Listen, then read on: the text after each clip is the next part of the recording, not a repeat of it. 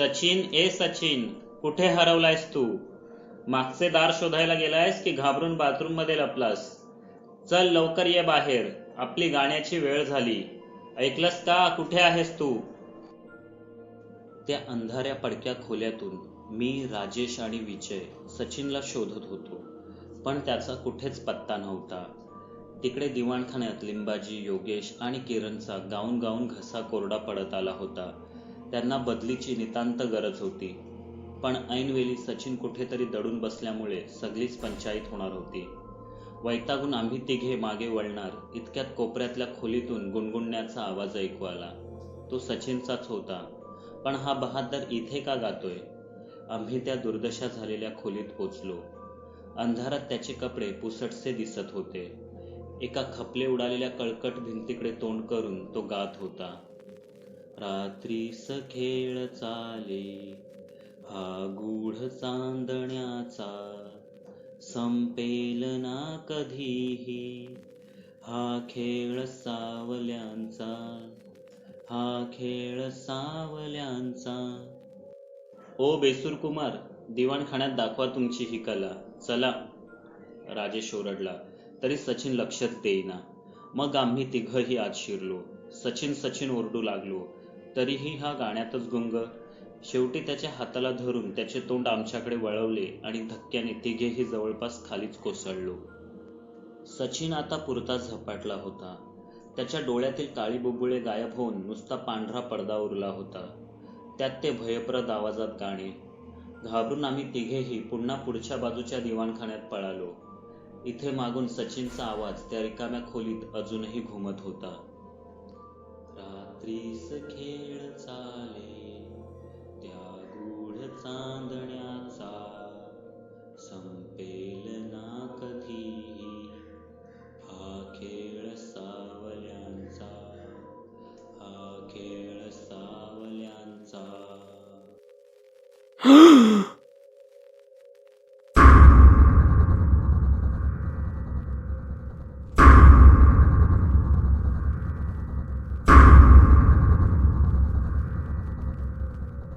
हे सगळं काय चाललंय हे समजून घ्यायचं असेल तर आपल्याला 2 दिवस मागे जावं लागेल. विशालच्या दूरच्या मित्राच्या लग्नाला आम्ही विशालचे जवळचे 8ही मित्र जाणार होतो. लग्न होतं मालवणला, त्यामुळे लग्नाच्या निमित्ताने आपली रखडलेली कोकण सफारीही होऊन जाऊ देत असं ठरवलं. मित्र विशालचा असल्यामुळे त्याला हळदीला उपस्थित राहणं गरजेचं होतं. म्हणून तो आणि मंगेश आदल्या रात्रीच बाईकवरून पुढे गेले. मागे राहिलो आम्ही 7 जण. आम्ही लग्नाला फक्त जेवणासाठीच जाणार होतो, म्हणून शुक्रवारी रात्री 9-10 पर्यंत निघायचं असं ठरवलं. पण ठरल्या वेळी सगळे एकत्र जमतील तर ते मित्र कसले. एक जण येईपर्यंत 11ही वाजून गेले. आता गाडी सुसाट हाकायची, मध्ये कुठेही थांबायचं नाही असं सर्वांनी एकमताने ठरवलं. पण एकदा डिझेल भरायला, एकदा हायवेवरच्या धाब्यावरून खमंग सुवास आला म्हणून तंदुरी लेगपीस खायला, आणि शेवटी निसर्गाच्या हाकेला ओ द्यायला अशी 3-4 वेळा गाडी थांबलीच. आपण काही आता उद्या दुपारपर्यंत नाही पोचत लग्नाला, मुहूर्त चुकणार आपला. सचिन चुकला. मग काय, चुकू दे ना मुहूर्त, तुझं लग्न थोडीच आहे. नवरा नवरी आणि भटजी हजर असला की झालं, बाकीच्यांची गरजच काय असते लग्नाला. किरणने गाडी चालवत असतानाचा आरशात बघून म्हटलं. लग्नाचं कोणाला पडलंय? अरे जेवणाची वेळ टळून गेली तर बोंबलायला लागेल. मागे एका लग्नाला उशिरा पोचलो तेव्हा 3 पंक्ती उठून गेल्या होत्या. 4थ्या पंक्तीला आपण बसलो आणि भातच संपला. भात संपला आणि घात झाला रे. त्यांचा भात शिजेपर्यंत पोटात आतडी पिळवटून गेली. 1 मैल चालत जाऊन गावातल्या टपरीवरून चणे आणि ग्लुकोज बिस्किट घेऊन खाल्ले म्हणून जीव वाचला, नाहीतर त्या दिवशी 3-4 तरी भूकबळी गेलेच असते. सचिन पुन्हा तक्रार करू लागला. खरंय त्याचं, राजेश म्हणाला. पुढे कुठे दुकान दिसलं तर थांबा, बॅगेत बिस्किट पुडे आणि चिप्स भरून घेऊया, मग जे व्हायचं ते होऊ दे. आणि खरोखरच आम्ही गाडी थांबवून एका ठिकाणी एक अख्खी बॅग भरून बिस्किटे, नमकीन, चिक्की वगैरे घेतल्या. पुन्हा गाडीत बसलो. गाडीत बसल्या बसल्या सचिनने चिक्कीच्या पाकिटाला हात लावला, पण लगेचच विजयने त्याच्या हातावर चापट मारली. तसा त्याने हात मागे घेत म्हटलं, अरे मी तर फक्त किंमत बघत होतो. प्रवास खूप लांबचा होता. कोणी झोपू नये म्हणून अंताक्षरी खेळायचं ठरलं. आम्ही 7 जण होतो म्हणून ड्रायव्हिंग करणाऱ्या किरणला जज बनवून 3-3चे ग्रुप केले. एका ग्रुपचा लीडर राजेश तर दुसऱ्याचा विजय. दोघेही गाणे गाण्यात पटाईत. म्हणजे आता ही अंताक्षरी पहाटेपर्यंत रंगणार यात शंकाच नव्हती. विजयने प्रथम गायला सुरुवात केली. ऐसे ना मुझे तुम देखो, सीने से लगा लूंगा, तुमको मैं चुरा लूंगा, तुमसे दिल में बसा लूंगा. त्याचे गाऊन होताच राजेशनेही पटकन गायला सुरुवात केली.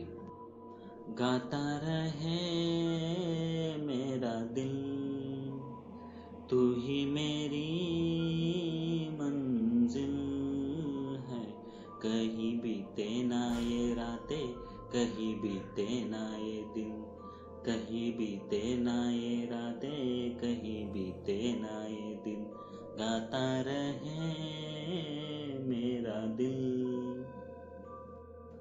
असा हा गाण्यांचा खेळ रंगत गेला आणि एक एक करत आम्ही सर्वच गाऊ लागलो. 2-2:30 वाजता एक पांढरी इनोव्हा अचानक कुठून तरी येऊन ओव्हरटेक करून पुढे गेली. पण संपूर्ण रस्ता मोकळा असूनही वेगाने पुढे न जाता आमच्या गाडीचा मार्ग अडवत चालू लागली. आम्ही डावीकडे वळलो की तीही डावीकडे वळायची आणि उजवीकडे वळलो की पुन्हा तसंच. किरण वैतागला, आम्हीही वैतागलो. चायला यांचा ड्रायव्हर एकतर प्यायलाय नाहीतर हे जाणून बुजून असं करत आहेत, किरण चिडून म्हणाला. दोन्ही कारणं सुद्धा असू शकतात, मी म्हटलं. गाडीवरचा स्टिकर बघा, आमदार साहेब संचार सिंग. मुद्दाम कुरापती उकरून काढू पाहतात ते. त्यांना ठाऊक आहे आपल्या बापामुळे आपल्याला कुणी काही करणार नाही. उतरून चांगले फटके देऊया का त्यांना? मग जाऊया पळून. कुठे शोधतील? आपण थोडीच या भागातले आहोत. सचिनने शर्टाच्या बाह्या वर चढवत म्हटले. त्याची काही गरज नाही. पुढे एक चौक दिसतोय, तिथे गाडी थांबवूया. त्यांना जाऊ दे पुढचे पुढे, मग आपण जाऊ आपल्या वाटेने. उगाचच हाणामाऱ्या कशाला, आधीच उशीर झालाय, विजयने सुचवलं. मग आम्ही चौकाजवळ गाडी थांबवली. तिथे स्ट्रीट लाईट असल्यामुळे बऱ्यापैकी उजेडही होता. बाजूलाच पोलीस चौकी होती. 2 हवालदार खुर्च्यांवर घोरत पडले होते. आम्ही गाडी थांबवताच पुढची गाडीही थांबली. गाडीतून पांढरा खादीचा महागडा शर्ट घातलेला एक उंच पुरा 25-30 वर्षांचा तरुण डुलत डुलत उतरला. त्याच्या मागोमाग ढेरी सुटलेले कसाबसा तोल सांभाळता येणारे आणखी 3-4 जण उतरले. तो त्या संचार सिंगाचा चिरंजीव आणि बाकीचे त्याचे गुंड मित्र असणार यात शंका नव्हती. उगाच दमदाटी करायला आणि बापाच्या नावावर मर्दुमकी गाजवायला ते आमच्या दिशेने येत होते. हे पांढरपेशे सभ्य लोक आपलं काय वाकडं करणार असं त्यांना वाटलं असेल, पण राडा करायला त्यांनी चुकीची माणसं निवडली होती. उगाचच कुणाच्या कुरापती काढणं आमच्या स्वभावात नव्हतं, पण आम्हीही अशा भागात राहायचो जिथे गँगवॉर होऊन 1-2 टाळकी फुटल्याशिवाय एकही क्रिकेटची मॅच कधी पूर्ण होत नव्हती. काय रे साल्यांनो, चरबी आले काय? आमदार साहेबांचं पांढरं पिल्लू तारवटलेल्या लाल डोळ्यांनी आमच्याकडे पाहत गुरगुरलं. लॉजिकल वादावादीने सुटेल असा हा प्रसंगच नव्हता, म्हणून आम्हीही थेट हमरीतुमरीवरच उतरलो. गुपचूप जाऊ द्यात नाहीतर भारी पडेल. आम्ही डायरेक्ट धमकीच दिली. आता कुठल्याही क्षणी युद्धाला तोंड फुटणार. इतक्यातच हवालदार साहेबांची झोपमोड झाली आणि रागाने त्यांनी एक जबरदस्त शिवी हाणली. झालं, आमदार साहेबांच्या पुत्राला हिंमत दाखवायला दुसरी पार्टी मिळाली. आता ती गँग तिकडे वळली. मी कोण, माझा बाप कोण, हे सर्व त्यांची डायलॉगबाजी पोलिसांसोबत चालू असताना आम्ही गुपचूप त्यांच्या गाडीच्या टायर्सची हवाच काढली आणि आमच्या गाडीत बसून धूम ठोकली. झाल्या प्रसंगाने हसत असतानाच विशालचा फोन आला. अरे कुठाय तुम्ही? कधी पोचणार? काय इतका उशीर? एक शॉर्टकट सांगतो, तसे या, मग तुमचे 1-2 तास तरी वाचतील. हायवे सोडून त्याने सांगितलेल्या शॉर्टकटवर किरणने गाडी घातली आणि आमची वाईट वेळ तेव्हापासून सुरू झाली. 3-3:30चा सुमार होता. थंडीचे दिवस, मिट्ट अंधार आणि गाडीत कुडकुडणारे आम्ही. गाडी कुठल्या तरी कच्च्या रस्त्याने चालली होती. रस्त्यावर खड्डेच खड्डे, दुतर्फा गच्च झाडी, कुठे गाव नाही की काही नाही. एका खड्ड्यात टायर असा रुतला की बाहेरच येईना. सर्व प्रयत्न करून झाले तरी गाडी हालेना. पहाट व्हायला थोडाच अवधी होता, पण थंडीत लवकर उजाडत नाही. शेवटी गाडी तशीच सोडून एक टॉर्च घेऊन आम्ही वाटेवर पुढे चालत जाऊन काही मदत मिळते का ते पाहायला गेलो. अर्थात बेवारस गाडीवर कुणी डल्ला मारायला नको म्हणून आम्ही बॅगाही सोबत घेतल्या. पायवाटेवरून थोडं आणि मग काट्याकुट्यातून थोडं असं चालल्यावर पुढे मोडकं कुंपण लागलं. चहूबाजूंनी गर्द झाडीने वेढलेल्या भागात एक जुनाट दुमजली बंगला दिसला. बंगल्याची अवस्था पाहून तिथे कुणी राहत असेल असं वाटत नव्हतं. पण पहाट होईपर्यंत पाय दुमडून गाडीत बसण्यापेक्षा इथे अंग ताणून झोपायला काय हरकत होती. मग दिवस उजाडल्यावर पुढचं पुढे बघू असं ठरवून आम्ही बंगल्यात शिरायचं ठरवलं. बंगल्याचं दार आतून लावलेलं होतं. सर्व खिडक्या, तावदाने, इतर दरवाजे बाहेरून आडव्या तिडव्या फळ्या मारून बंद करून टाकलेले होते. गावापासून दूर रानात एकटं पडलेल्या बंगल्याला चोरांचा त्रास नको म्हणून कदाचित ती तजवीज असेल. आम्ही 1-2 वेळा टकटक केलं, पण दार कुणी उघडलंच नाही. अरे, बंगल्याची अवस्था काय झाली आहे बघा. इथे इतक्या वर्षात कुणी आलं नसेल. बाहेरून कुलूपही दिसत नाही, म्हणजे ते दार घट्ट अडकून असणार. जरा जोराने धक्का मारा, उघडेल ते, विजयने सुचवले. किरण आणि सचिनने एकदमच लाथ झाडली आणि धाडकन आवाज करत दार उघडलं. उंबरट्याच्या धुळीवर आमच्या पावलांचे ठसे उमटवत आम्ही आत शिरलो. आता या भूतबंगल्यात घालवायची का रात्र? सचिनने पुन्हा तक्रार केली. रात्र रात्र उरलेच कुठे आता? कोंबडा आरवेळ आता कुठल्याही क्षणी. थोडं तासभर टेकूया, मग एकदा उजाडलं की आहेच ना पुन्हा धावाधाव. इतक्यात आतून पुसटसा गाण्याचा आवाज ऐकू आला. इतक्या पहाटे कोण गातोय रे? गात नाही, अलार्म वाजत असेल. घरात राहत असणार कुणीतरी. मग ती व्यक्ती ठार बहिरी असणार. दार लाथेने ढकलून उघडण्याच्या आवाजाने जो जागा होत नाही तो अलार्मने काय उठणार? काही असो, घरात कोणी असताना असं जबरदस्तीने घुसणं चुकीचं आहे. आपण परत जाऊया.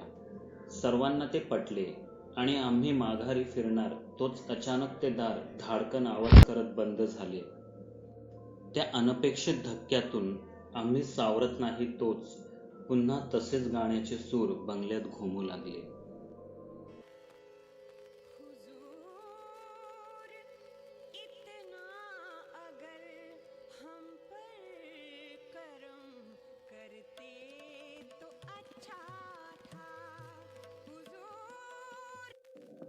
वरच्या मजल्यावरून विचित्रपणे पाय घासत चालल्याचा आवाज ऐकू येऊ लागला.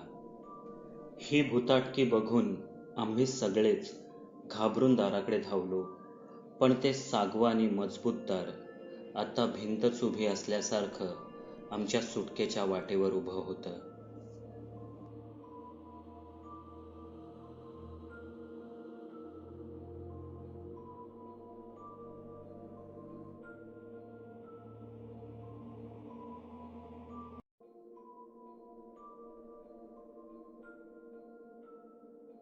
आम्ही त्या विचित्र बंगल्यात अडकलो होतो.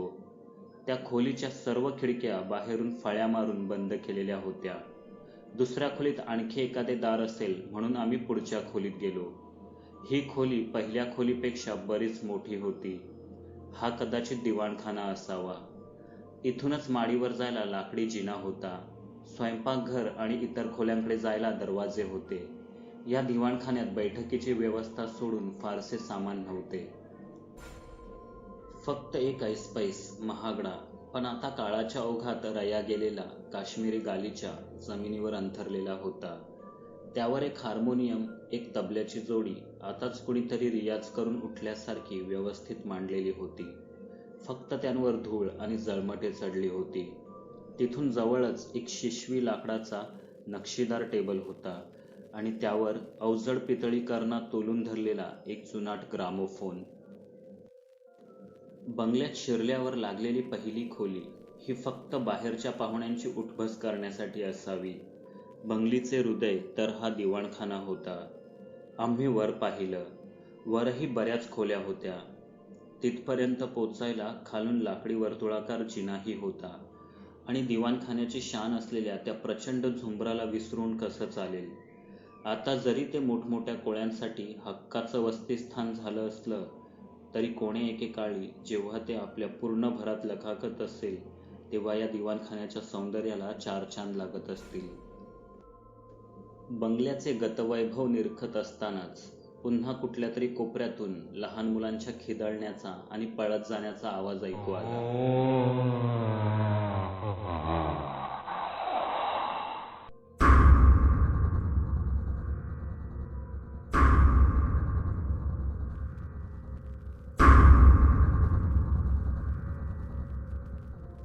बंगल्याचे गतवैभव निरखत असतानाच पुन्हा कुठल्या तरी कोपऱ्यातून लहान मुलांच्या खिदळण्याचा आणि पळत जाण्याचा आवाज ऐकू आला.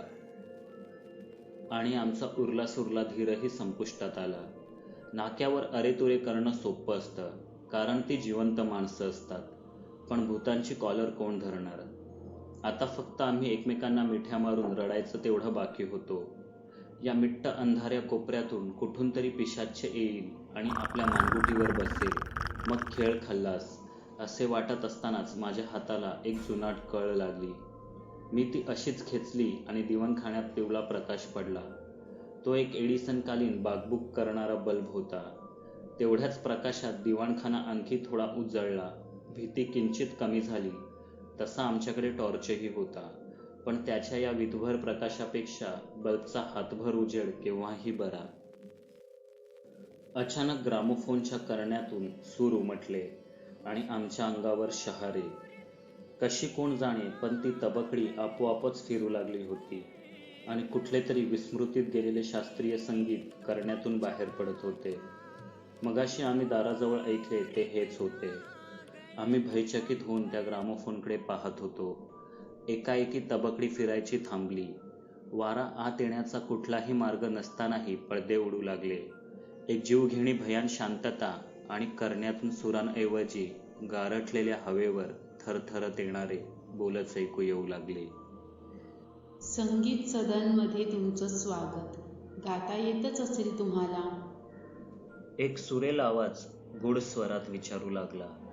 हो हो हो, येतं की, आम्ही एक दोघं हिम्मत करून म्हणालो. गाता येईल तरच वाचा. न गाणाऱ्यांना या बंगल्यात स्थान नाही. ग्रामोफोन धमकावू लागला. गाता न येणाऱ्यांना बाहेर सोडता का हो तुम्ही? सचिनने भीतभीत विचारले. हो, पण जीव घेतल्यानंतरच. हे ऐकून सचिनचा चेहरा पांढरा फटक पडला. मग त्याने काही विचारलेच नाही. कुणीच काही विचारले नाही. बोलणाऱ्या ग्रामोफोनकडे भयचकित होऊन पाहण्याशिवाय आमच्या हातात काहीच नव्हतं. एक गाणं मी गाईन, मग एक तुम्ही. कुणीतरी हार मानेपर्यंत ही अंताक्षरी चालेल. तुम्ही जिंकलात तर ते दार आपोआपच उघडेल आणि तुम्ही सुखरूप तुमच्या घरी जाऊ शकाल. मी जिंकले तर कुणीच दाराबाहेर जाऊ शकणार नाही. तहान भुकेने तडफडत तुम्ही इथेच प्राण सोडाल. तुमचे आत्मे मग या बंगल्याच्या अंधाऱ्या कोपऱ्यातून अतृप्त फिरतील. पळण्याची, आरडाओरडा करण्याची गरज नाही. इथे कोणीच फिरकत नाही आणि बाहेर पडायला माझ्या मर्जीशिवाय इतर कुठला पर्यायही नाही. तरीही काही शहाणपणा केलात तर जिवंतपणीच तुमचं भूत बनवून टाकेन. बोला, आहे मंजूर?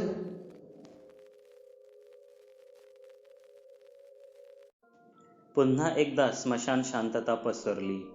आम्ही सातही जण एकमेकांच्या तोंडाकडे पाहत होतो. मंजूर करण्यावाचून दुसरा पर्यायच काय होता? तरीही अखेरचा प्रयत्न म्हणून मी विचारलंच. अंताक्षरी न जिंकताही जिवंतपणे बाहेर पडू असा काही मार्ग आहे का? आहे ना. तुमच्या जागी इतर कुणीतरी स्वखुशीने डाव पुढे चालवावा. म्हणजे तुमची त्वरित सुटका. दुसरा पर्याय तर अशक्यच होता. म्हणजे या भूताला अंताक्षरीत हरवण्यावाचून सुटकेचा आता दुसरा मार्गच नव्हता. आपल्यासोबत हे खरोखर घडतंय की आपण स्वप्नात आहोत हे पाहण्यासाठी आम्ही एकमेकांना चिमटेही काढले, पण ते स्वप्न नव्हते. मग अचानक किरणला काही सुचले. आजकाल रिकाम्या भयाण वाड्यातून, बंगल्यातून छुपे कॅमेरे वगैरे लावून प्रँक करणारी बरीच मंडळी असतात. मग ते व्हिडिओज यूट्यूबवर टाकून त्यांची बऱ्यापैकी कमाईही होते, असे त्याने ऐकले होते. बराच वेळ करण्यातून आवाजही येत नव्हता.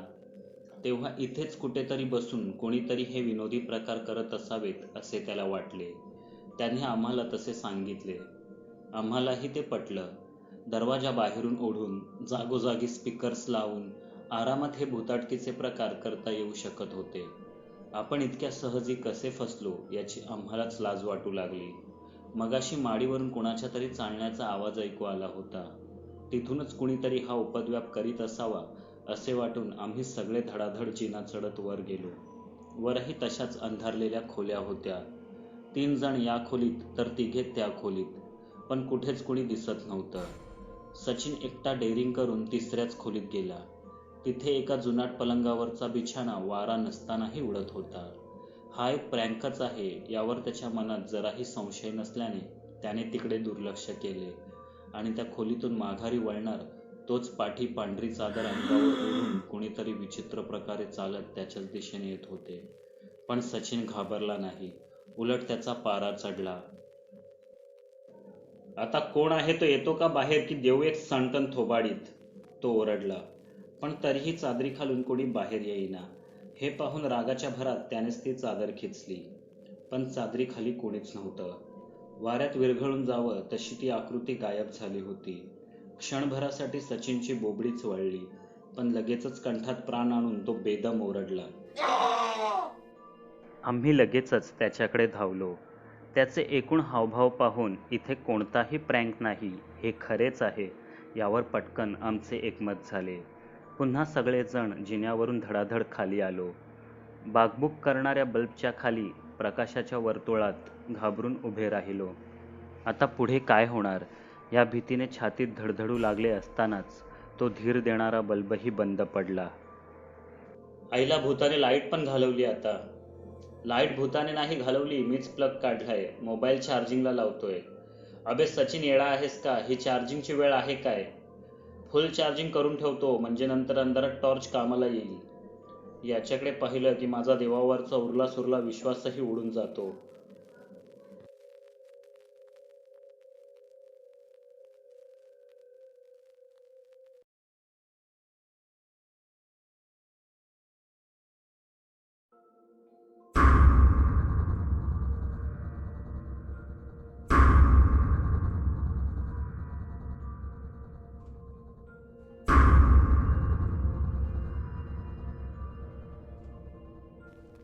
ग्रामोफोनच्या करण्यातून खरखर ऐकू येऊ लागली आणि पुन्हा तोच अंगावर शहारे उठवणारा भयप्रद आवाज ऐकू येऊ लागला.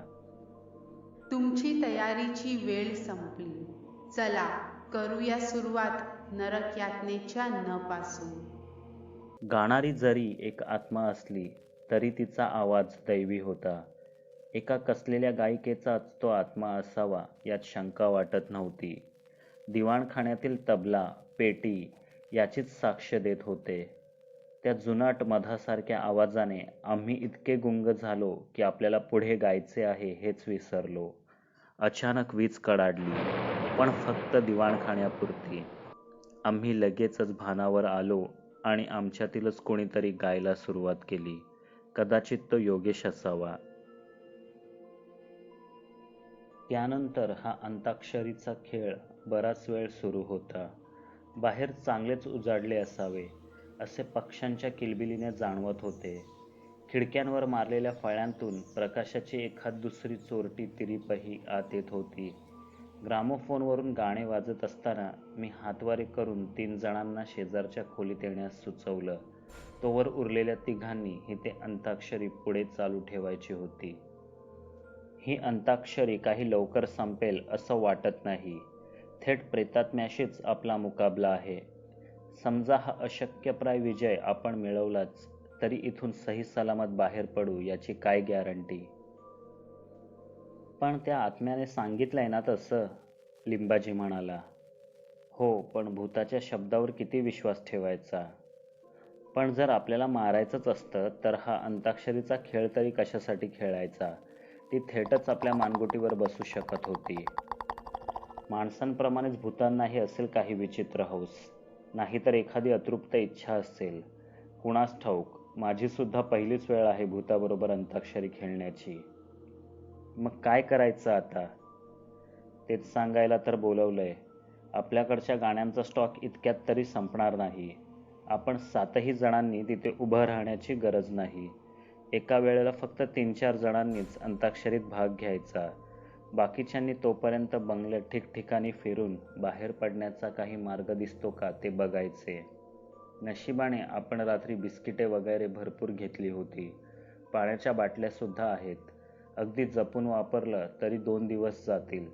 या 2 दिवसात एकतर अंताक्षरीत जिंकायचं, नाहीतर इथून सुटकेची दुसरी वाट शोधायची. प्लॅन चांगला आहे, पण एक टीम शोधाशोध करत असताना दुसऱ्या टीमने तिथे कोणती गाणी गायलीत हे कसे कळणार? तीच गाणी पुन्हा पुन्हा गायल्यास तो आत्मा सोडेल का आपल्याला? योगेशने योग्य प्रश्न विचारला. लिंबाजीने याचं उत्तर दिलं. माझ्याकडे पेन आणि डायरी आहे.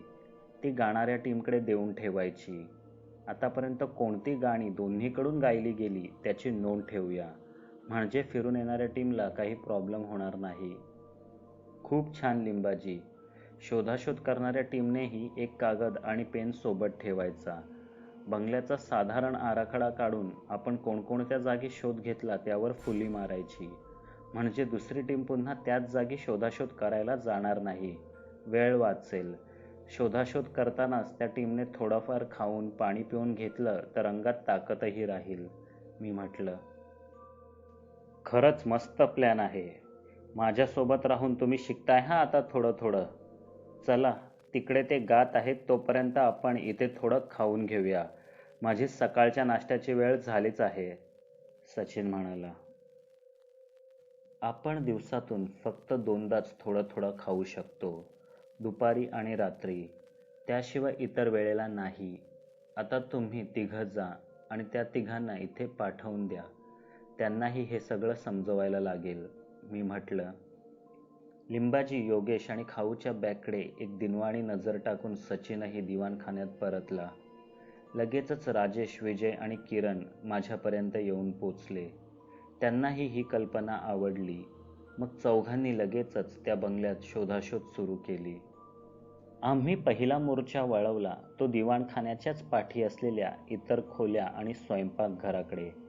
या खोल्यांमधूनही बरीच पडझड झाली होती. तरी एकूण वास्तूची बांधणी आणि मोडतोड झालेल्या महागड्या वस्तूंचे अवशेष पाहून कधीतरी या बंगल्यात संपन्नता नांदत होती याविषयी शंका नव्हती. आम्ही चौघेही एकत्रच वावरत होतो. वेगवेगळे झालो असतो तर अधिक मोठ्या भागात शोध घेता आला असता, हे खरंय. पण आमच्याकडे एकच टॉर्च होता आणि त्या झपाटलेल्या बंगल्यात एकटं फिरण्याची हिंमतही नव्हती. ती अतृप्त आत्मा तिकडे गाण्यात गुंग असताना इथे आम्हाला कुठलाच धोका नाही असे वाटले होते. पण लगेचच विचित्र अनुभव यायला सुरुवात झाली. एका खोलीत एक आरामखुर्ची आपोआपच हलत होती. त्या खोलीच्या आत मग आम्ही गेलोच नाही. सतत कोणीतरी आपल्यावर नजर ठेवून आहे असं वाटायचं. भिंतींना, जुनाट वस्तूंना अचानक डोळे फुटल्यात आणि त्यांची सैतानी नजर आपल्या हरकतींना टिपते असं वाटायचं. पण त्यांच्याकडे वळताच तसं काहीच नसायचं. एका अंधाऱ्या कोपऱ्यात भिंतीवर काही विचित्र काळा पदार्थ चिकटलाय असं वाटून मी जवळ गेलो. पण अचानक ते काळे डाग पंख फुटून त्या खोलीत इतस्ततः उडायला लागले.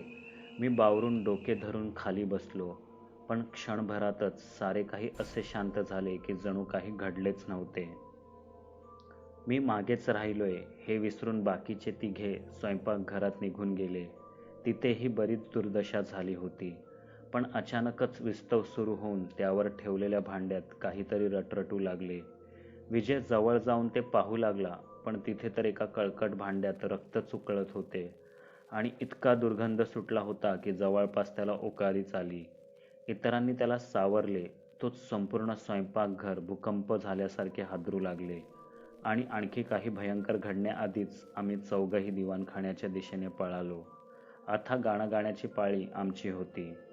आम्हाला पाहून त्या तिघांनी सुटकेचा निश्वास सोडला. जणू इथे आत्म्याशी भेंड्या खेळण्यापेक्षा तिथे रिकाम्या खोल्यातून भटकणं अधिक बरं असा त्यांचा समज असावा. तिथे काय घडतंय हे सांगण्याची फुरसतही आम्हाला मिळाली नाही. नकाशा आणि गाण्यांच्या नोंदीची अदलाबदल करून ते लगेचच जिन्यावरून माडीवर निघाले. इथे आमच्यावर ज आला होता. आम्ही ज वरून गायला सुरुवात केली.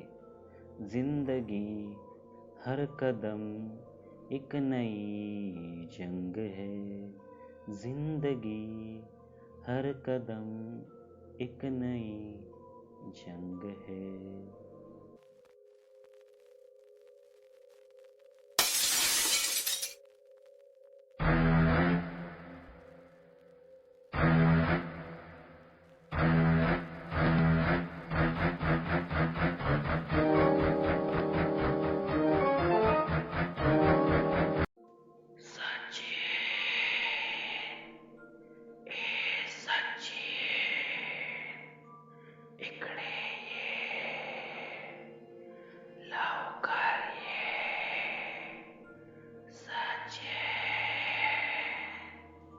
आवाज जरी विचित्र असला तरी नावाने बोलवतोय म्हणजे लिंबाजी योगेशपैकीच कुणीतरी असणार असे वाटून त्याने आत जाण्यासाठी दार ढकलले. आणि काय आश्चर्य, त्याने दार ढकलल्याबरोबर आपोआपच दिवे लागले. ही खोली तर दिवाणखान्या इतकीच मोठी होती. इथे महागडे फर्निचर होते. खुर्च्या, टेबले, शाही रोषणाई, रंगरंगोटी, फुले वगैरे सर्व काही नुकतेच मांडलेले. कुठल्याही गोष्टीवर धुळीचा एक कणही नव्हता. सचिन 4 पावले आत शिरला. आत पंचपक्वान्नांनी भरलेले टेबल, सजवलेली ताटे, वाट्या, काटे, चमचे साऱ्यांची जय्यत तयारी झाली होती. सोन्या चांदीच्या भांड्यात ठेवलेल्या अन्नपदार्थांचा खमंग गंध त्या खोलीभर उसळला होता. हवेत मंद मंद शांत संगीतही ऐकू येत होते. या संपूर्ण दृश्याने भान हरपलेला सचिन एका खुर्चीवर बसला. त्याने ताटवाटी मांडून घेतली. हे सगळे खरे असूच शकत नाही. हा केवळ एक आभास आहे. हे कळण्यापलीकडे तो गेला होता.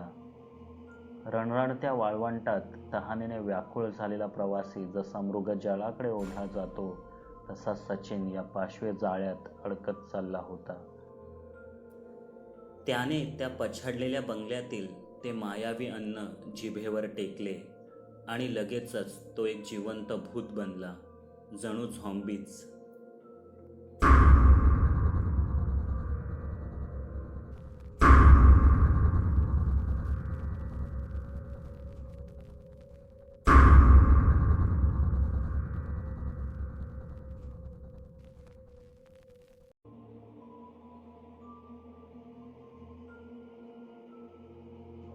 पुन्हा एकदा त्या अंधाऱ्या कॉरिडॉरमधून मी कुठेतरी चाललो होतो. माझ्याकडे टॉर्च होता, पण त्या टॉर्चच्या उजेडाने आधार मिळण्यापेक्षा जे दिसू नये नेमकं तेच नजरेस पडत होतं. इतकी शोधाशोध करूनही अजूनही आम्हाला या भूतबंगल्यातून बाहेर पडण्याचा मार्ग सापडला नव्हता. प्रत्येक वेळी आमच्या सर्च टीमला नवनवीन कक्ष, छुपी दालने इत्यादी सापडत होती आणि प्रत्येक ठिकाणी भयचकित करणारी नवी भूताटकी सुद्धा.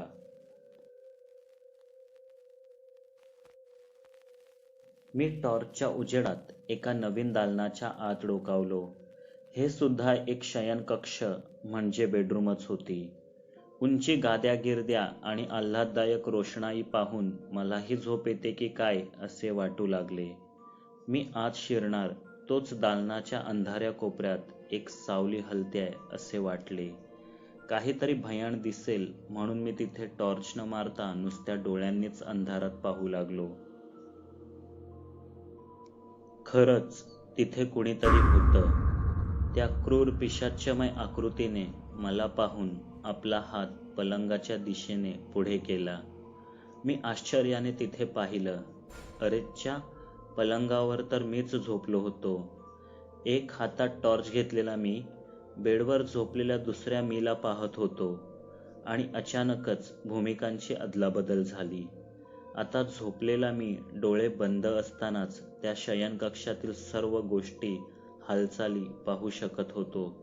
पण मी इथे झोपलोच कसा? आपले मित्र तिथे दिवाणखान्यात जगण्यासाठी जीव ओतून गात आहेत. बाकीचे या झपाटलेल्या बंगल्यात जीव मुठीत घेऊन सुटकेची वाट शोधत आहेत आणि आपण चक्क मऊ मऊ बिछाण्यावर ताणून झोपतो. मी उठण्याचा निकराने प्रयत्न केला, पण शरीराची हालचालच होईना. हालण्यासाठी ना हातापायात बळ, ना ओरडण्यासाठी कंठात ताकद. कुणाला मदतीसाठी बोलवायचं तरी कसं? एवढ्यातच दारातून कोणीतरी आत आलं. हा दुसरा मीच असेन असं वाटत होतं, कारण अंधारामुळे नीट दिसेना. खरं तर मागच्या 24 तासात आम्ही अंधारातच वावरत होतो, त्यामुळे अगदी घुबडा इतकं नाही तरी थोडंफार तरी डोळे अंधाराला सरावले होतेच. परंतु तरीही ती जवळ येणारी व्यक्ती कोण हे कळेना. आणि अचानक त्या आकृतीचे डोळे चमकले. ती सैतानी क्रूर सावली भयप्रद हालचाल करत माझ्या पलंगावर चढली. भीतीने माझ्या अंगावर काटा फुलला होता. तरी ना हातपाय झाडता येई ना ओरडता येई. या अवस्थेबद्दल मी वाचलं होतं. याला स्लीप पॅरालिसिस असे म्हणतात. त्यावेळी ही इतकी वाईट अवस्था असेल असं वाटलं नव्हतं, पण आज प्रत्यक्ष अनुभवताना नरक यातना होत होत्या. ती सैतानी आकृती आता एक हिडीस आकार घेऊन माझ्या चेहऱ्यावर वाकली होती. वळवळणाऱ्या किड्यांसारखे तिचे केस माझ्या चेहऱ्याला स्पर्श करत होते. आता हाच आपला अंत समजून मी डोळे मिटले, तर तेव्हाही ती सैतानी आकृती माझ्या कानाजवळ काहीतरी पुटपुटू लागली.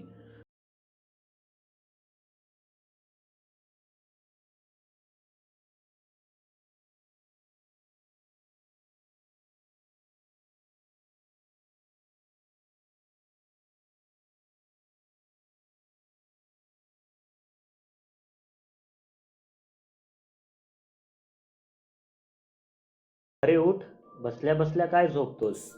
आणि काय बडबडतोय स्वप्नात हे? दरोडा दरोडा, कुठे पडलाय दरोडा? राजेशने विचारले. अचानक माझा स्लीप पॅरालिसिस संपून मी डोळे उघडले. अरेच्या, हे तर एक स्वप्न होते की खरंच मी ते अनुभवून आलो होतो? स्लीप पॅरालिसिसचा संबंध सैतानाशी असतो असे म्हणतात. असो, ते स्वप्न होते हे कळून थोडे तरी बरे वाटले. आम्ही खाण्यासाठी बसलो होतो. दुसरी टीम दिवाणखान्यात अजूनही अंताक्षरी पुढे चालवत होती. खाता खाताच मी एक डुलकी घेतली आणि त्यातच ते भयानक स्वप्न पाहिले. स्वप्नात त्या सैतानी आकृतीने कानात जे पुटपुटले तो या संगीत सदनाचा क्रूर इतिहासच होता. तो इतिहास मी राजेश आणि किरणला थोडक्यात सांगू लागलो. साधारण 50 वर्षांपूर्वीची गोष्ट आहे. शारदाबाई कर्नाटकी घराण्याच्या प्रख्यात गायिका होत्या. फार कमी वयातच आपल्या गोड गळ्याच्या आणि अथक रियाजाच्या जोरावर त्यांनी खूप नाव कमावले. रयत आणि रियासत दोन्हींसाठी कार्यक्रम केले. योग्य वयात त्यांचा याच भागातील एका सुशिक्षित वकिलाशी विवाह झाला. यथावकाश 2 जुळ्या मुलीही जन्माला आल्या. मग बाईंनी पुन्हा रियाजाला सुरुवात केली आणि पहाटेच्या वाऱ्यासोबत ते स्वर्गीय सूर इथल्या गावागावातून पोचू लागले.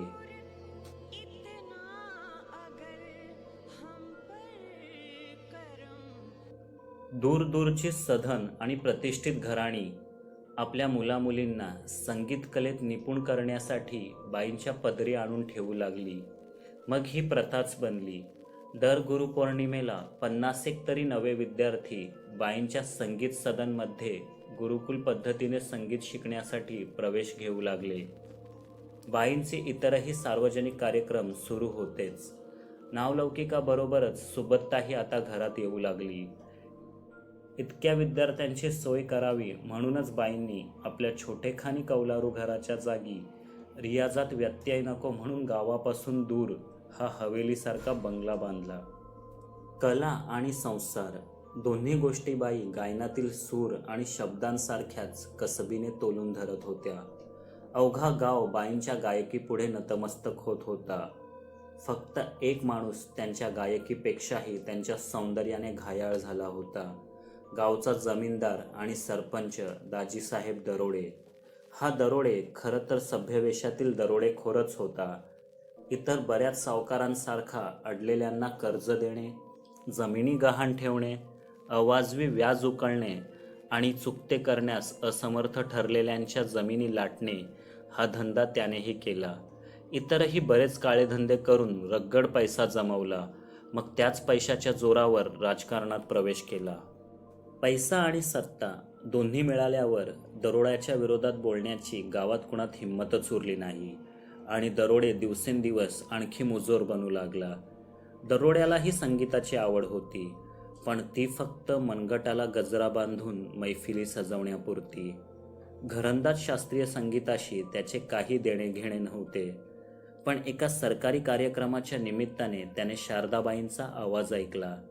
गाताना संगीताशी तन्मय होणारे लाघवी रूप पाहिले आणि दरोड्याची नियत ढासळली.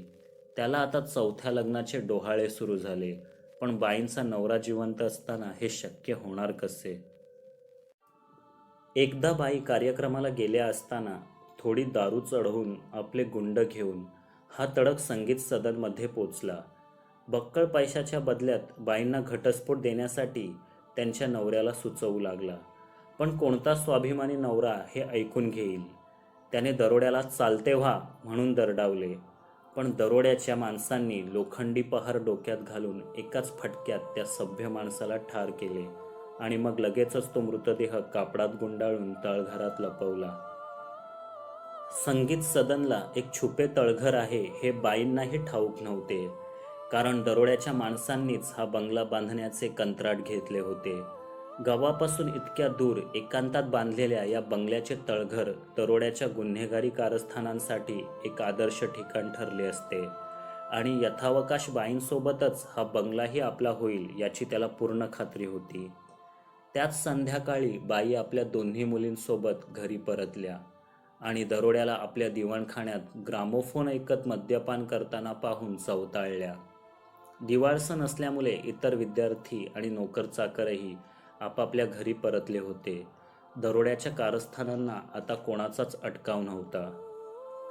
बाईंचा नवरा बक्कळ पैशाच्या बदल्यात बाईंना सोडून दूरदेशी निघून गेल्याचे त्याने सांगितले. पण शारदाबाईंचा साहजिकच यावर विश्वास बसला नाही. दरोड्यानेच आपल्या नवऱ्यासोबत काही दगाफटका केला असणार याचीच त्यांना शंका येऊ लागली. दरोडे सरळ मुद्द्यावर आला. त्याने प्रेमाने, लोभाने, रागाने आणि अखेर धमकावून बाईंना लग्न करण्याविषयी गळ घातली. पण बाईंनी ती झिडकारली. त्यांना अशा माणसाचे तोंड पाहणेही पसंत नव्हते, लग्न तर दूरच. रागाच्या भरात दरोडे आणखी 2 बाटल्या प्यायला आणि बाईंना वठणीवर आणण्यासाठी तो एक अमानुष निर्दयी खेळ खेळू लागला, अंताक्षरीचा खेळ. पण गाणे न येणाऱ्यावर भेंडी चढणार नव्हती, तर त्या बदल्यात एक एक करून तो त्या जुळ्या मुलींचा जीव घेणार होता. दरोड्याची माणसे ग्रामोफोनवर तबकडी लावून गाणे सुरू करायची. तबकडी थांबताच आलेल्या अक्षरावरून बाईंनी गाणे म्हणायचे. रात्रभर आपल्या दोन्ही मुलींचा जीव वाचवण्यासाठी बाई गात होत्या. तहानेने त्यांचा गळा कोरडा पडला, कंठातून शब्द फुटेनासे झाले. शेवटी हार मानून बाई आपली लग्नाची अट मान्य करतील असे दरोड्याला वाटले होते. पण बाई देहात अखेरचा प्राण शिल्लक असेपर्यंत गात होत्या. त्यांच्या कंठातून गाणे तेव्हाच थांबले जेव्हा त्या गतप्राण झाल्या होत्या. दरोडेचा डाव फिसकटला. रागाच्या भरात त्याने भेदरलेल्या त्या जुळ्या मुलींनाही ठार केले आणि चौघांचे मृतदेह तळघरात ठेवून दिले. बाई आणि त्यांचे कुटुंब असे अचानक गायब झाल्याचे पाहून गावात अफवा पसरू लागल्या. बंगला हस्तगत करण्यासाठी दरोड्याने बाई काळी विद्या आणि चेटूक करायच्या आणि त्यातून निघालेल्या सैतानानेच बाई आणि त्यांच्या कुटुंबाला गिळले अशी आवई उठवली. गावातल्यांनी त्या बंगल्यावर जाणेच सोडून दिले. तिथे दरोड्याच्या शैतानी कृत्यांना ऊत आला होता. अखेर एका अमावस्येच्या गडद रात्री दरोडे आणि त्याच्या गुंडांसोबत बाई आणि त्यांच्या कुटुंबियांच्या तळमळत्या आत्म्यांनी तेच केले जे दरोड्याने बाईंसोबत केले होते, मृत्यूची अंताक्षरी. त्यात दरोडे आणि त्याची सैतानी गँग संपली, पण सूड घेऊनही त्या अतृप्त आत्म्यांचे समाधान मात्र झाले नाही. कधीतरी चुकून माकून आश्रयासाठी किंवा भुरट्या चोरीसाठी बंगल्यात शिरलेला प्रत्येक जण त्या आत्म्यांच्या तावडीत सापडायचा आणि मृत्यूच्या अंताक्षरीत हरून जीव गमावायचा. आमच्यासोबतही तेच होणार होते का?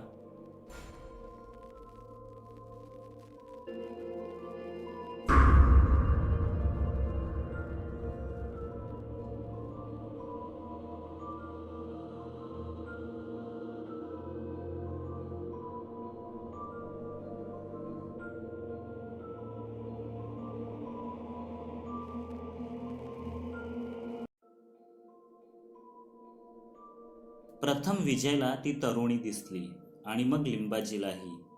झाले ते दोघेही आपण इथे सचिनला शोधण्यासाठी फिरत आहोत हेच विसरले आणि आता त्या अंधाऱ्या खोल्यातून ती अचानक दिसून गायब झालेली रहस्यमय पण अतिशय सुंदर मुलगी शोधू लागले.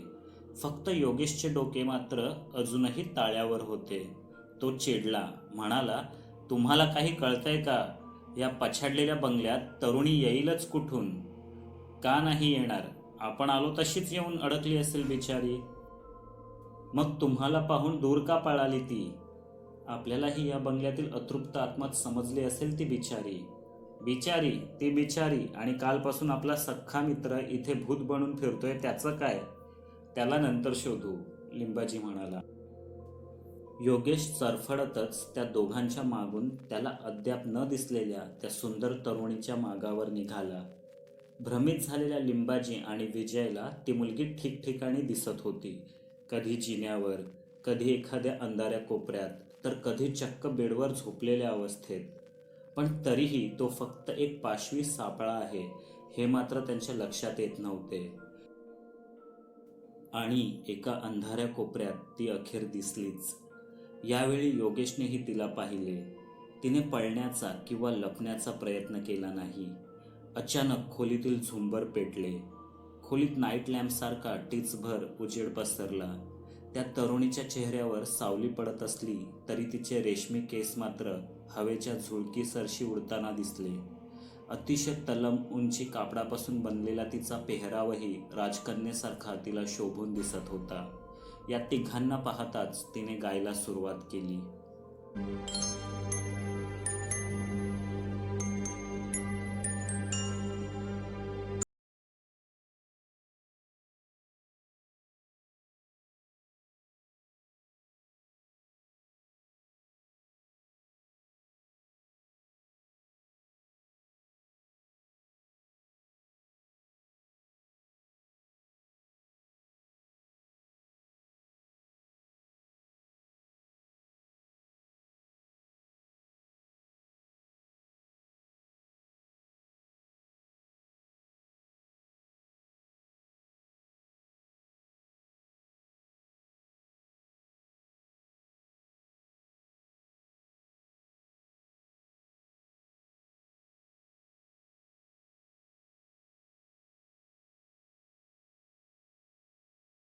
लिंबाजीवर गारुडच केले असावे. ते हळूहळू तिच्या दिशेने पुढे जात होते. योगेशही तिचा चेहरा पाहण्यासाठी जरा आणखी जवळ गेला. झुंबराच्या जवळ उजेडात पोचल्यावर त्याला ती स्पष्ट दिसली. अतिशय मोहक, लाघवी रूपाआड दडलेला तो क्रूर सैतानी चेहरा योगेशला दिसला. पण विजय आणि लिंबाजीचे जणू त्या रूपाने डोळेच दिपले असावेत. ते अजूनही पुढे पुढे जात होते. योगेश मात्र तिथेच थबकला. त्याने ओरडून त्या दोघांना सावध करण्याचा प्रयत्न केला, पण अचानक त्याची वाचाच गेली. तोंडातून एक शब्दही फुटेना. मंत्रमुग्ध झाल्यासारखे चालत दोघेही झुंबराखाली पोचले आणि अचानक कर्कश आवाज करत ते झुंबरच खाली कोसळू लागले. योगेशने शिताफीने दोघांनाही दूर ढकलले. थोडक्यात जीव बचावला. तरुणीच्या रूपातील ती सैतानी आत्माही गायब झाली. या धडपडीने विजय आणि लिंबाची भानावर आले. काय झालं होतं आम्हाला? सावध झालेल्या लिंबाजीने विचारले. काही नाही, घनदाट रानात हरवलेल्यांनी धबधब्याच्या आवाजाकडे खेचलं जावं तसे जात होतात, योगेशने टोमणा मारला. विजय मात्र अजूनही मागे वळून त्या अंधारात गडप झालेल्या सौंदर्यवतीला शोधत होता. मग अधिक धोका न पत्करता तिघेही सचिनला न शोधताच दिवाणखान्यात परतले. पुन्हा एकदा कागदी चिठ्ठ्यांची अदलाबदल झाली.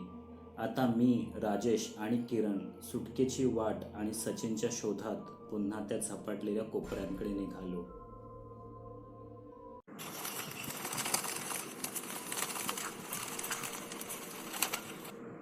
फडफड आवाज करत ती कबुतरे अचानक डोक्यावरून उडत अंधारात नाहीशी झाली आणि आम्ही दचकलोच. आताशा हे दचकणेही अंगवळणी पडले होते. इथे आल्यापासून सतत आम्ही कुठे ना कुठे कशाला ना कशाला तरी दचकत होतोच. परंतु त्या कबुतरांना पाहून दचकण्याबरोबरच मला नवलही वाटू लागले. पाहिलंस? नाही रे, अंधारामुळे नीट दिसली नाहीत. कबुतरे होती ती. अच्छा, थोडं विचित्र आहे ना? जनरली पछाडलेल्या बंगल्यातून घुबडे वटवाघळे असतात, इथे कबुतरे आहेत. पण कबुतरे बंगल्यात आहेत याचा अर्थ काय? हेच की ती बाई आणि त्यांच्या घरच्यांचे आत्मे शांतिप्रिय असावेत. तुझ्याही डोक्यावर सचिनचं भूत बसलंय का? अरे, याचा अर्थ बंगल्याच्या आत बाहेर करण्यासाठी कुठेतरी अजूनही मार्ग आहे. अरे पण कबुतरांचं काय? त्यांना कुठलीही वीतभर फट पुरते. मग तीच फट तोडून हातभर केल्यास आपणही बाहेर जाऊ शकू ना? अरेच्या, मस्तच आयडिया. हे आपल्याला आधी कसं सुचलं नाही? बंगल्यात इतकं अवजड सामान पसरलंय, त्यातलंच वापरून मोडून टाकू त्या खिडक्यांवरच्या फळ्या आणि दारे सुद्धा, किरण क्रांतीच्या आवेशात म्हणाला. अरे पण बंगल्यातून झॉम्बीसारख्या फिरणाऱ्या त्या सचिनचं काय करायचं? राजेशने विचारलं. आधी त्यालाच शोधू आणि कुठेतरी बांधून ठेवू, म्हणजे बाहेर पडण्याची वाट सापडल्यावर ऐनवेळी त्याला शोधायला नको.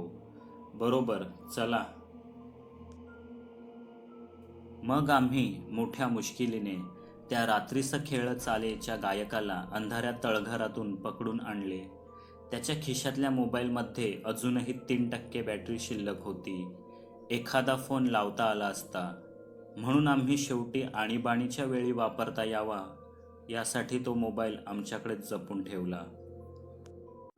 स्टोरेज रूमची, अर्थात साठवणीच्या खोलीची खिडकी तोडल्यास थेट बंगल्याच्या मागच्या बाजूने बाहेर पडता येणार होते. ही खोली दिवाणखान्यापासून थोडी दूरही होती, त्यामुळे तिथपर्यंत तोडफोडीचा आवाजही इतका स्पष्टपणे ऐकू गेला नसता. मोडकळीस आलेल्या खुर्च्या, टेबलांचे मजबूत लाकडी पाय यांचा हातोड्यासारखा वापर करून आम्ही खिडकीची दारे तोडून टाकली. मग गंजलेले गजही पटापट मोडू लागले. आमचा उत्साह दुणावला. आम्ही बाहेरच्या बाजूने ठोकलेल्या फळ्यांपर्यंत पोचलो. अथक प्रयत्नांनंतर आम्ही 2 फळ्या काढल्या. एक माणूस जाण्याइतकी फट मोकळी झाली. बाहेर पुन्हा रात्रच पडली असावी, कारण कुठलाही प्रकाश आत येत नव्हता. मी खिडकीतून बाहेर उडी टाकली, पण जमिनीवर पाय टेकले तेव्हा मी त्याच बंगल्याच्या त्याच खोलीच्या जमिनीवर होतो. आम्ही दोघेही चक्रावलो. मग पुन्हा राजेशने प्रयत्न केला, पण पुन्हा तेच. इतक्यात दाराशी खटपट करणाऱ्या किरणला कुलूप उघडण्यात यश मिळाले. दार उघडून त्याने बाहेर पाय ठेवला आणि लगेचच समोरच्या भिंतीतून पुन्हा आतच प्रकट झाला. ही भानामती पाहून तर आमचे डोकेच गरगरू लागले. थोडक्यात एकदा प्रवेश केल्यावर हा बंगला एका वेगळ्याच समांतर विश्वाचा भाग बनत होता. इथे आपल्या रोजच्या काळवेळेच्या सीमा लागू होत नव्हत्या. या बंगल्याला आदी आणि अंत नव्हता. आता सुटकेचे 2च मार्ग दिसत होते. 1, कसेही करून त्या आत्म्याला अंताक्षरीत हरवणे. 2, दार बाहेरून कुणीतरी उघडेल याची सोय करणे. मग ती कबुतरे कुठून आली? आपल्या आधी कधीतरी कुणीतरी या बंगल्यात प्रवेश केलाच असणार. त्यावेळी दारातून ती आत आली असतील आणि आता इथेच अडकून पडली बिचारी. आपणही असेच अडकून पडणार. त्या आत्म्याला हरवणे अशक्यच आहे. प्रत्येक अक्षरावरून हजारो गाणी ठाऊक असतील तिला. कालपासून आपल्याला छळणाऱ्या त्या अतृप्त आत्म्यांमध्ये उद्या आपलीही भर पडणार. त्यापेक्षा तो शेवटचा कॉलच करून घेऊयात ना. पण करायचा कुणाला? विशाल आणि मंगेशला बोलावून घेऊ. अरे पण त्यांनी स्वखुशीने आपली जागा घ्यायला हवी, ही अट माहिती आहे ना. विशाल घेईल मग. त्याच्या शॉर्टकटच्या नादात तर अडकलोय आपण. पण स्वतःच्या सुटकेसाठी मित्रांचा बळी देणं योग्य वाटत नाही रे. मग दुसऱ्या कुणाला तरी बोलवूया. पिझ्झा ऑर्डर करूया, नाहीतर ॲमेझॉनवरून काहीतरी मागवूया. ऑर्डर आली की डिलिव्हरी बॉयला फसवून निघूया इथून.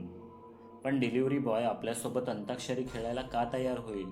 आणि झालाच तरी बिचाऱ्या गरीबाचा बळी द्यायचा? अरे ती तर दूरची गोष्ट. मुळात या रानात कुणी डिलिव्हरी द्यायला येणंच शक्य नाही.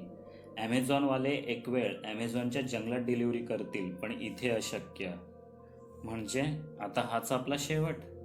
राजेशने नाराजीच्या स्वरात विचारले. दुसरा उपायही नाही मित्रा. चला दिवाणखान्यात जाऊ. तेही बिचारे गाऊन गाऊन थकले असतील. आता सगळे एकत्रच राहू शेवटपर्यंत. सचिनलाही सोबत घ्या. हाच आपला अंत असेल तर यात आपल्या मैत्रीचा विजयही आहे. आपण शेवटपर्यंत एकत्र झुंजलो आणि मृत्यूही एकत्रच स्वीकारू, मी म्हटलं. जड पावलानेच आम्ही दिवाणखान्यात पोचलो. आमचे पडलेले चेहरे आणि उतरलेले खांदे पाहून त्या तिघांनाही परिस्थितीची जाणीव झाली. आता सुटका नाही. गाणीही संपत चालली होती. येणाऱ्या अक्षरावरून कुठलेच मराठी हिंदी गाणे पटकन सुचेना. ल आणि न अक्षरांनी तर धडकीच भरे.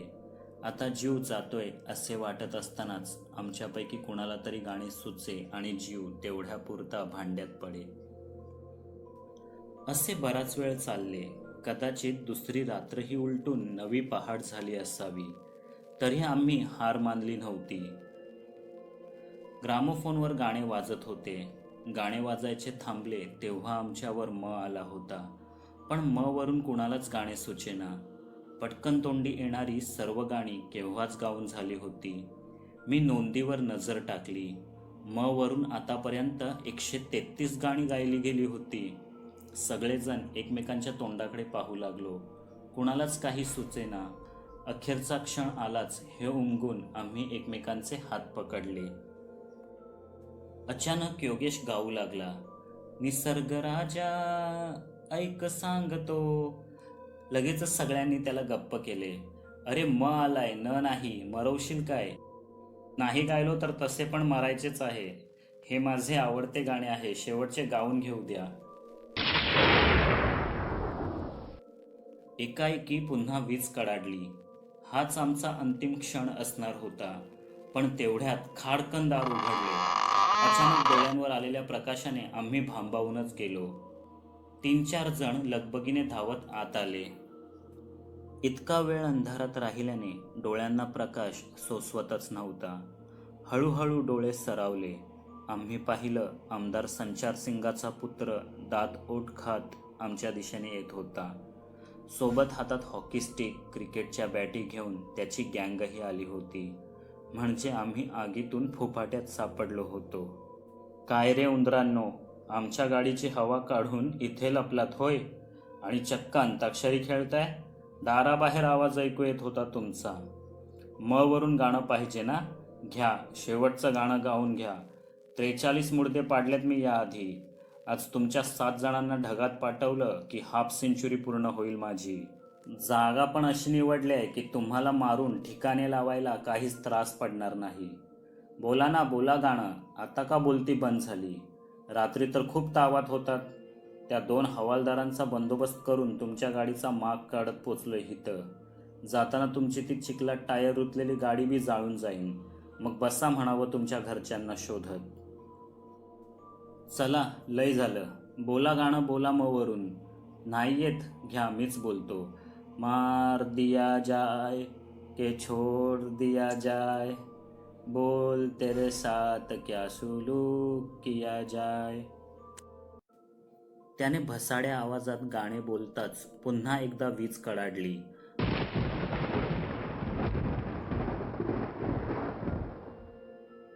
आणि निमिषभरातच आम्ही आमच्या सामानासुमानासह बंगल्याबाहेर उभे होतो, तर संचारसिंगाचा पुत्र आणि सैतानी गँग आत अडकली होती. आत पुन्हा ग्रामोफोन वाजू लागला होता आणि पुन्हा मृत्यूची अंताक्षरी सुरू झाली होती. भानावर आलेल्या सचिनला घेऊन आम्ही लगेचच गाडीजवळ पोचलो. ती अजूनही चिखलातच रुतलेली होती. मग त्या गुंडांचीच गाडी घेऊन आम्ही आमची गाडी बाहेर खेचली. त्या गुंडांनी घटनास्थळी पुरावे नकोत म्हणून मोबाईलसह आपले सर्व सामान गाडीतच ठेवले होते.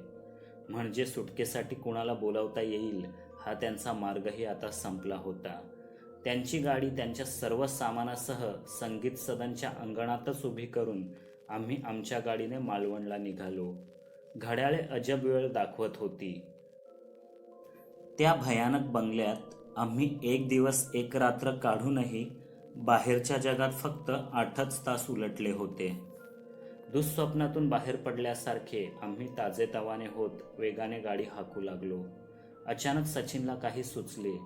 तो म्हणाला, कंटाळा येतोय यार, चला अंताक्षरी तरी खेळूया.